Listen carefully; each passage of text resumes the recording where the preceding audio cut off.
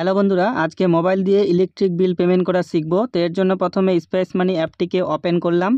দেখতে পাচ্ছেন অ্যাপটি ওপেন হচ্ছে।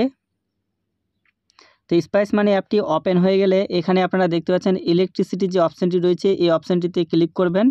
এখানে ক্লিক করার পরে এখান থেকে আপনাদের ওয়েস্ট বেঙ্গল ইলেকট্রিসিটি এই অপশানটিকে সিলেক্ট করবেন।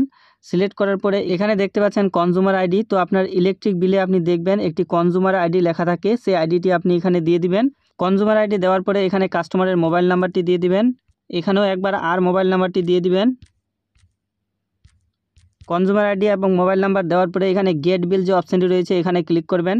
তো বিলে ক্লিক করলে আপনার কাছে ঠিক একটু প্রসেসিং হবে, তারপরে কিন্তু আপনার কাছে ঠিক এরকম ডিটেলসটি চলে আসবে। এখানে আপনি কাস্টমারের নামটি দেখতে পাবেন। কাস্টমারের নামটি ভালো করে মিলিয়ে নেবেন এবং বিল অ্যামাউন্টটিও আপনি ভালো করে মিলিয়ে নেবেন। মিলিয়ে নেওয়ার পরে এখানে কনফার্ম অপশানটিতে ক্লিক করবেন। কনফার্ম করলে আপনার কাছে ঠিক এরকমভাবে শো হয়ে যাবে। এখানে আপনি 1 মাসের বিল পেমেন্ট করতে পারবেন, 2 মাসের পেমেন্ট করতে পারবেন এবং 3 মাসের পেমেন্ট করতে পারবেন। তো আমরা সম্পূর্ণ বিলটি একসঙ্গে পেমেন্ট করব।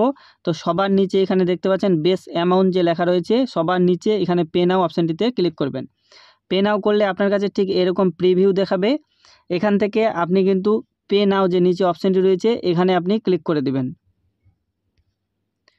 পে নাওয়ে ক্লিক করলে একটু প্রসেসিং হবে, তারপরে আপনার বিলটি কিন্তু সাকসেসফুলিভাবে পেড হয়ে যাবে।